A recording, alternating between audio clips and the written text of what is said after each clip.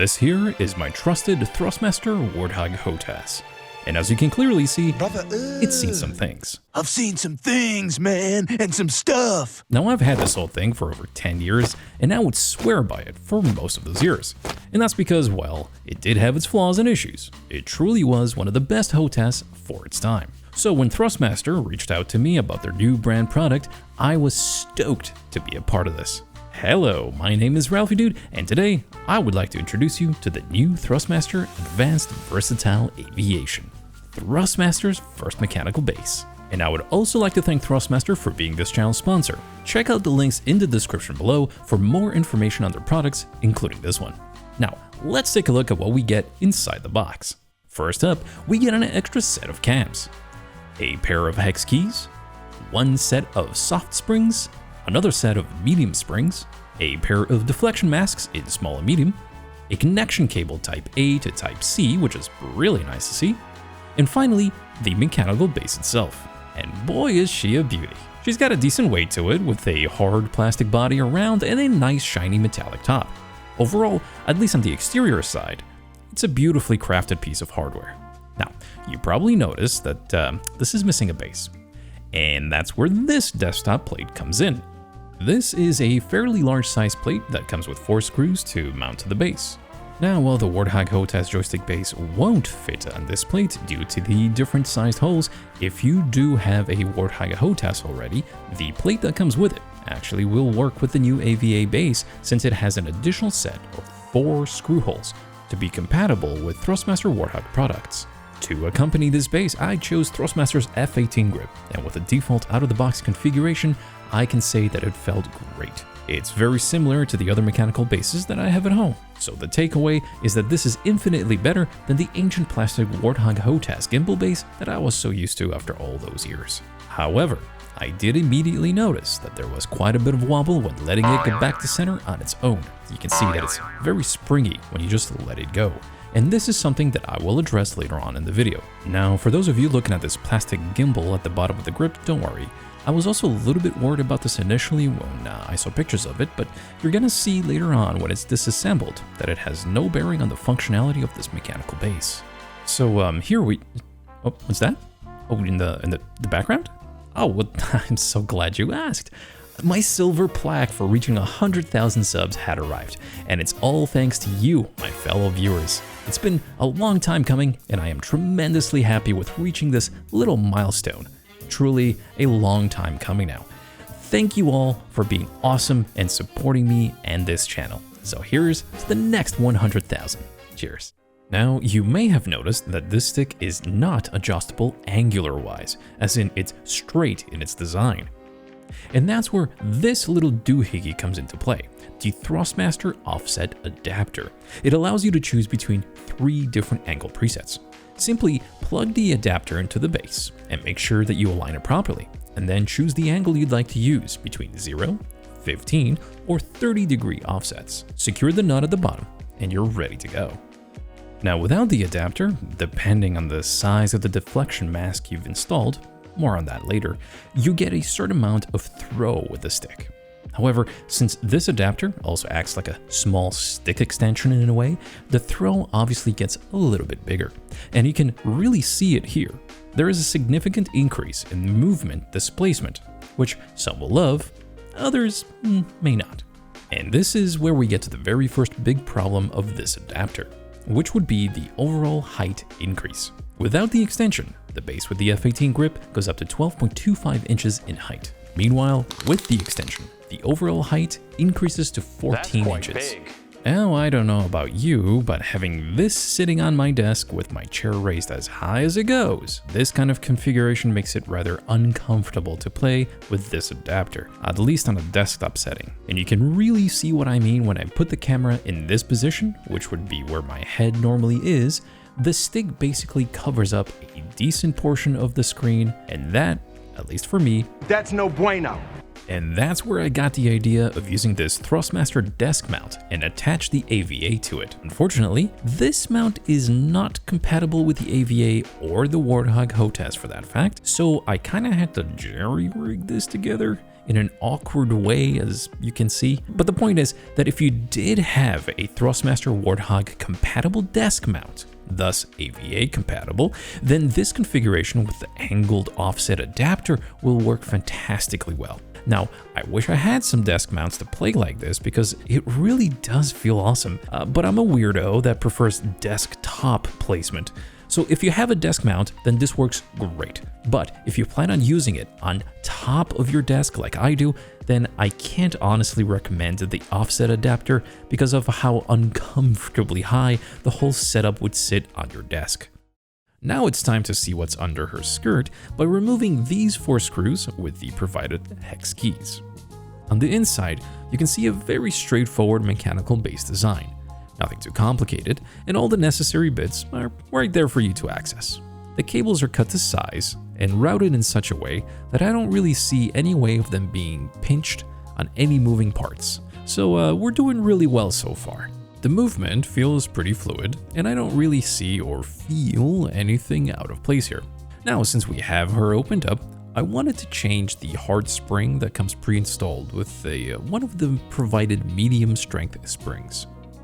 The process simply involves you using the hex key to loosen the spring up, which will then let you take it off. Then you can simply slap on whatever spring you want in its place, and tighten the screw to bring some tension to the spring. You can fine-tune the spring tension later on, and I'll show you that after I put the cover back on. Now repeat the same steps to replace the second spring, though I will note that this one is in a bit more of a hard-to-reach spot. But you'll get there, I believe in you. Next up, I wanted to change up the cams. The default pre-installed cams are labeled Jet, and the extra pair are labeled Arrow. This is another straightforward installation by simply removing one screw, and this is also the moment I made my first mistake by not loosening the spring first. So yeah, my recommendation would be to loosen the springs and then take the cams out, place them, then retighten the springs. That way you don't have to fight the hardware like I did under spring tension. Now, regardless, no harm done to the base, so it's all groovy. Now, regarding these cams, I'm gonna be very honest. The difference between them is very minimal. The Arrow one is supposed to give you a much smoother experience around the middle, whereas the Jet one is supposed to be a bit snappier. I say supposedly since the difference really is just that small. I went ahead and overlaid them on top of each other, and you can see just how minute that changes from one cam to the next. I'm gonna have to play around with these cams a little bit to see which one I like better, but for the time being, I went ahead and experimented with the Arrow cam. So with the new cam in place, and the spring retensioned on both sides of course, it was time to feel the difference. I could immediately feel that the medium spring is more to my liking over the hard springs, but you can also tighten or loosen the springs through 2 access holes on top using the included hex key, and with just a few turns for both springs, I got it to a point that I really liked. And I gotta say, these access points are a really neat idea. How neat is that? For a little tip, the front port can be a little tricky to access, so you can always lean the stick back for easier port access. Next up, we've got these deflection masks, and yes, I too was rather confused about their function. But the manual actually does a pretty good idea in describing their function.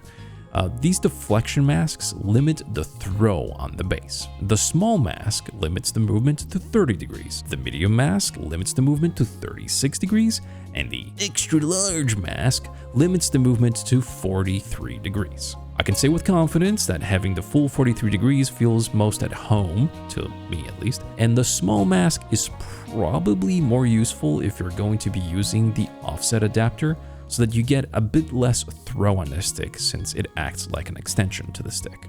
Now, in order to change these deflection masks, you unbolt all of these little screws and take the outer plate off and then the deflection mask itself.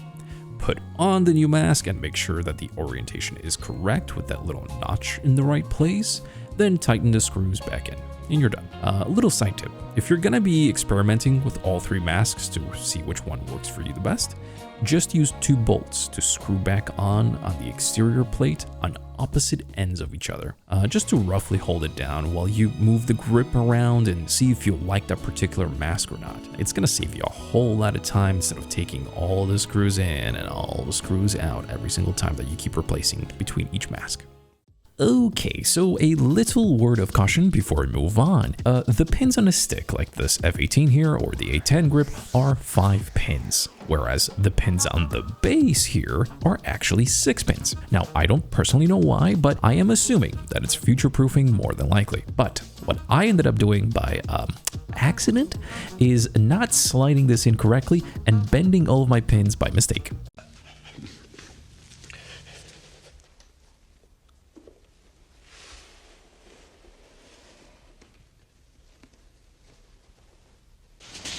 Oh, Jesus! Oh, God! Oh, Jesus, God! Oh, Mary, Mother of Jesus, Jesus of Nazareth! No biggie though, as I bent them back and everything works just fine. Whoopsie daisy! But when assembling the grip to the base, please, make sure you look at this little notch here and line it up with the little groove on the grip here. So, about these oscillations, the base comes with some dampers pre-installed on the base. These are not adjustable. Now, when you take them off, you can definitely feel a bit more bounce to it.